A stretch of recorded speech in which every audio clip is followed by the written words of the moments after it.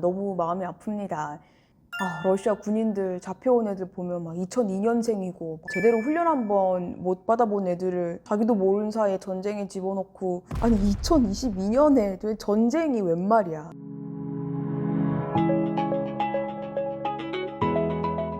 그런 뉴스 보면 너무 마음이 아픕니다. 요즘 뭐 다 전쟁 뉴스밖에 없는데, 근데 그 와중에 어이없는 기사가 하나 있어가지고 바로 이 기사인데요. Ukrainian authorities say citizens don't need to declare captured Russian tanks for tax purposes. 우크라이나 National Agency on Corruption Prevention, 여기에 공지가 하나 올라왔어요. 혹시 러시아 탱크 주웠는데 세금 신고해야 되는지 궁금하셨나요? Nope. 왜냐면 이 탱크를 비용 처리를 하면 24만 8,100 Ukrainian hryvnia, 달러로 한 8,300불이에요. 이 정도밖에 아니기 때문에 혹시라도 러시아 탱크 주셨으면 그냥 가져가세요.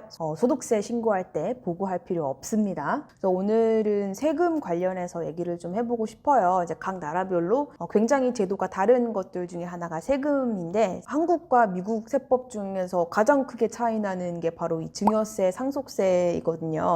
특히나 한국은 이 증여세 너무 높은 거 유명하잖아요. 이제 OECD 국가 1등입니다. 1등. 그래서 좀 정리를 해보자면 이 증여라는 게 뭔가요? 살아있을 때 자산의 소유권이 이전하는 거고, 이거 상속이랑 다른 개념입니다. 이거 부모님 멀쩡히 살아계시는데 상속받았다고 하면 안 돼요. 한국 같은 경우는 증여세를 굉장히 이제 민감하게 생각을 하고 다들 고민하고 하는데, 미국은 안 그렇거든요.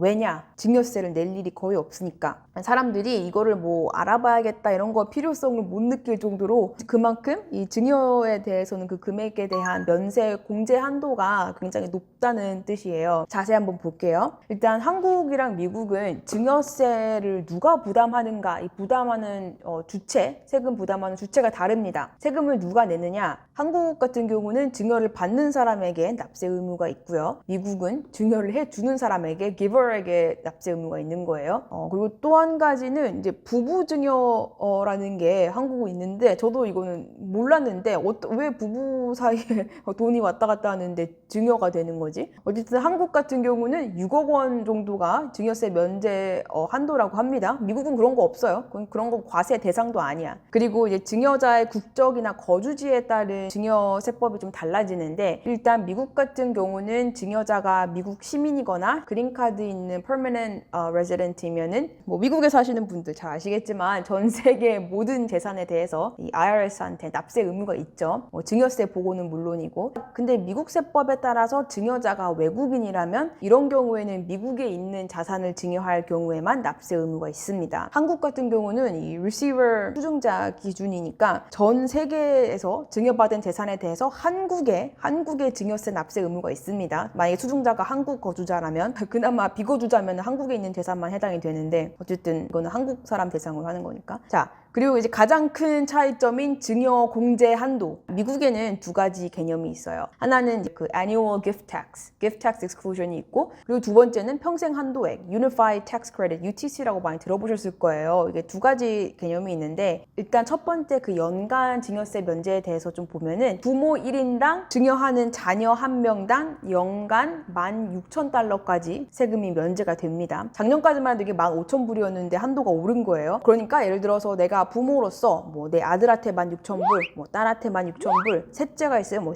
막내한테도 16,000불, 이렇게까지 다 줘도 면제야. 그것도 심지어 1년 단위로 이렇게 줄 수가 있고, 만약에 엄마 아빠가 증여자라면은 엄마가 한번 줬으니까 이제 아빠도 따로 1년에 그렇게 그만큼 줄 수가 있고, 그러면은 자녀 한 명에게 두 명의 부모가 1년에 연간 32,000불까지 증여세 세금 물지 않고 증여를 할 수가 있죠. 이거는 연간 한도액 내니까 증여세 세금 보고할 필요도 없어요. 그런데 그러면 나는 16,000불보다 더 주고 싶다. 그럼 어떻게 하느냐? 평생 한도액 찬스를 쓰면 됩니다. 그게 아까 나왔던 통합세액공제 개념이라고 해서 Unified Tax Credit이라는 건데, 이거 같은 경우는 증여자 1인당 평생 증여세 면세 한도액이라는 개념이에요. 근데 이 평생 면세 한도액이 얼마냐? 12.06 million.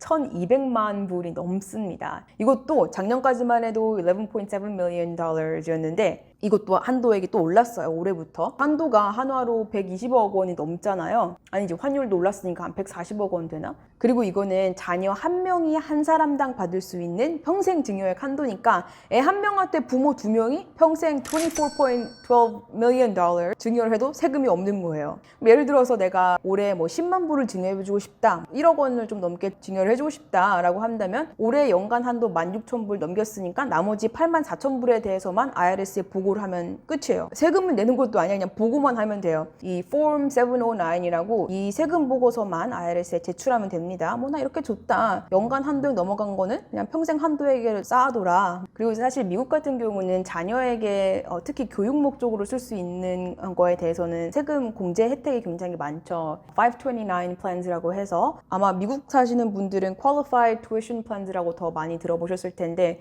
뭐 대학 등록금 내는 목적이라든지 뭐 아니면 K-12 과정에 있어서 사립학교를 보낸다던가 이런 식의 교육비로 쓸 수 있는 돈은 이 세이빙스 어카운트에 넣어서 거기에서 이제 차감을 해서 교육비 목적으로 쓰면 이것도 다 인컴택스 그 면제가 되는 플랜도 있고, 이거 물론 이거는 주마다 다 다르긴 하지만 여러 가지 방법이 있는데 한국을 봅시다. 한국 증여세는 잘 아시겠지만 30세까지 총 1억 4천만 원까지만 세금 없이 증여가 가능합니다. 근데 미국으로 치면은 30세까지 100K밖에 공제가 안 된다는 거야. 이게 왜 그렇게 되냐면 한국에서는 이 증여세 공제 한도는 성인 자녀 기준으로 10년간 5천만 원이죠. 그럼 이게 5천만 원까지 증여를 해도 세금 내지 않는데 그 대신 그 기간이 10년이야, 10년. 그리고 이제 5천만 원은 넘어가는 뭐 금액에 대해서는 1억 원까지는 뭐 10%, 뭐 1억에서 5억까지는 20%, 5억에서 10억은 30%, 그래서 뭐 30억 원 초과하면 50%까지 이제 구간별로 세율을 매깁니다. 그리고 이건 성인 자녀고 미성년자 증여는 더 심하죠. 10년마다 2천만 원까지가 공제 한도인데 성인 자녀는 5천만 원까지 비과세 대상이라고 하는데 이거조차도 사실은 엄마, 아빠 각각 한 명 기준이 아니라 그냥 부모 둘이 합쳐서 이거 그러면 너무 말도 안 되는 거예요. 그럼 대학 등록금은 이 미성년자도 10년 단위로 2천만 원이니까 처음 10살 때까지 2천만 원, 10살에서 18세까지 2천만 원, 두 번 4천만 원 하고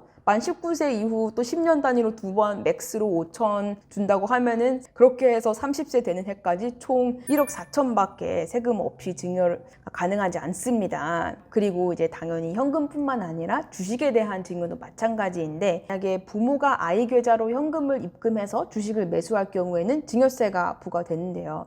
이 증여일이라는 게 또 중요한데 이 증여 날짜는 자녀의 주식 계좌로 이 현금을 입금한 날짜가 증여일입니다. 자녀 계좌에 현금을 넣어놓고 매매를 시작하는 뭐 매수 시작일 그런 게 아니에요. 이렇게 증여를 하는 경우에는 홈택스 홈페이지 가서 자진 신고도 해야 되고 이것도 증여일 해당 당일 말일부터 3개월 안에 신고를 안 하면 안 된다고 합니다. 그래서 한국 같은 경우는 아이 명의로 주식 계좌를 개설하는 대표적인 이유 중에 하나가 이 증여세 때문이 되어버리는 것 같아요. 왜냐하면 주식 증여에 있어서는 주식의 시세 차익에서 오는 이 수익금이나 뭐 배당금, 원금을 제외한 이익 같은 경우는 증여세 부과 대상이 되지 않으니까요. 그래서 현금이 아니라 주식 자체를 증여해버리는 방법도 있는데 이 또한 한도액은 마찬가지예요. 10년 단위로 2천만 원까지는 비과세인데 근데 이거를 또 정하는 기준도 참 웃긴 게 이거는 또 주식을 증여한 그 날짜에 대한 주가, 시가가 아니라 이건 또 따로 증여대상가액 산정이라는 또 다른 과정을 거쳐서 이 주식을 증여한 이 증여 날짜 이전 2개월 그리고 이후 2개월간 공표된 한국거래소의 최종 시세가액 평균으로 정해집니다. 넘겨주는 시점에서 전후 2개월을 카운트해서 평균을 내는 거예요.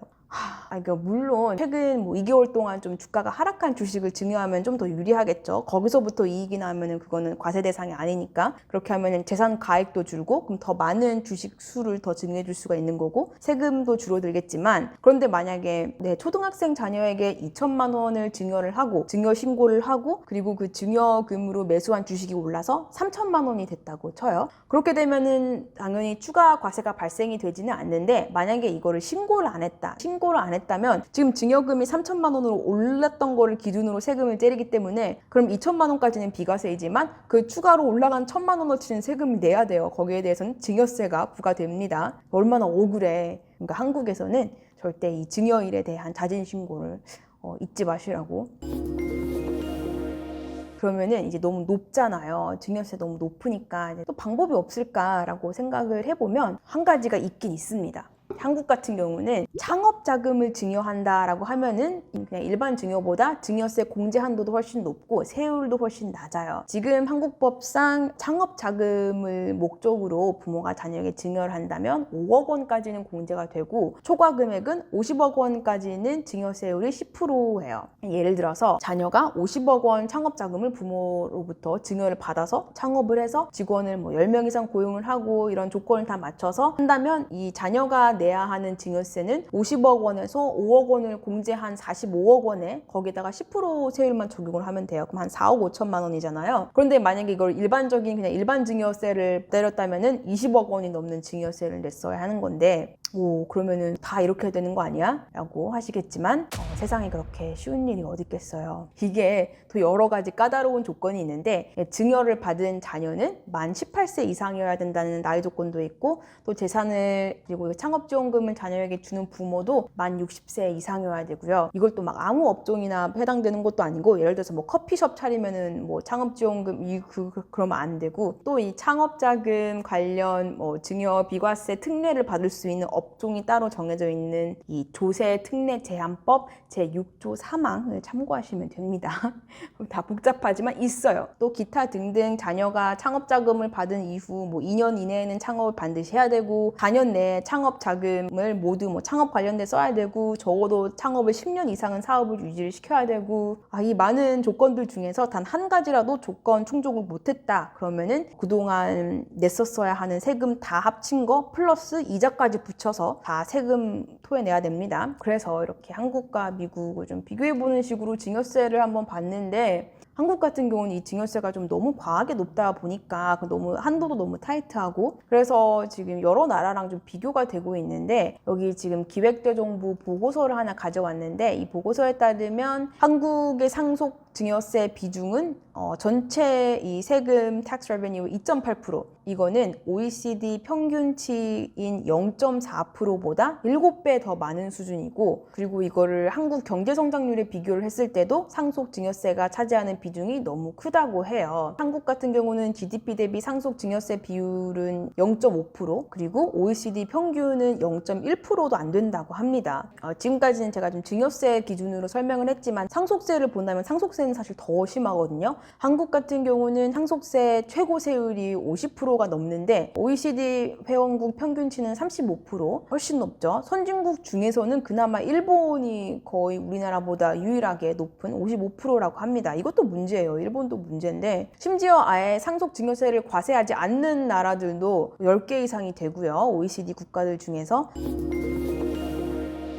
사실 세금이라는 게 어느 정도 합리적으로 과세를 해야지 그런데 이게 계속 이제 문제시 되고는 있는 것 같은데 기획재정부고 뭐고 이게 뭔가 합리화가 필요하다는 거를 인지하고 있는지조차도 모르겠고 인지했다고 하더라도 이게 이들은 아무런 조치를 취하고 있지 않기 때문에 앞으로 세금이 낮아질 일은 없을 것 같아요. 저는 이제 좀 너무 과도한 세금은 시장을 왜곡할 수도 있다고 생각을 해서 좀 안 좋게 보는데 왜냐면 이런 세금 관련해서는 이 세금이라는 제도의 목적이 뭔가 본질이 무엇인가가 핵심인 것 같아요. 그래서 그거를 생각을 해보면 어떤 제도라도 이 본질을 해치느냐 그리고 여기서 말하는 본질은 자본주의, 자유시장의 효율성에 해가 되는가 여기에 중점을 둬야 한다고 생각을 해요. 저 같은 경우는 증여세가 너무 높은 거에 대해서는 너무 굉장히 안 좋게 생각을 하는데 예를 들어서 정부한테 이미 인컴택스를 냈는데 왜 자녀한테 주는 세금을 또 내? 이중과세 아닌가? 이거는 거래가 아니라 그냥 주는 건데 그래서 미국에서도 이거를 gift tax라고 하잖아요. 그거조차도 한도가 너무 높아서 웬만한 일반인들은 그거 세금 낼 거 생각도 안 하고 평생 살겠지만 이제 혹자는 이렇게 말할 수도 있죠. 이거는 오히려 거래가 아닌 세금이기 때문에 높아야 된다라고 말하는 사람들도 있어요. 그렇게 생각할 수도 있는데 사회적 평등이라든지 이런 거에 좀 더 가치를 두면서 말하는 것일 수도 있지만 아무리 자본주의 사회지만 기회의 평등은 평등은 중요하니까 기회평등을 앗아가는 가장 큰 불평등한 요소 중에 하나는 뭔가 자본이 자본을 낳는 이런 시스템이잖아요. 부의 세습 이런 경우는 처음부터 부자가 아닌 사람들은 너무 억울하니까 그런 것에 대한 평등은 당연히 있어야 되는데, 그렇게 따지면 뭐 증여 자산보다는 증여 자산이 뭐 증가한 증가분만큼 세금을 더 높게 때린다던가 여러 가지 좀 대안이 있을 것 같긴 해요. 몇 년 전에 삼성 상속세가 너무 높아서 기업이 너무 불필요한 코퍼레이트 비용이 나간다, 이거조차도 사회적 비용이다 라고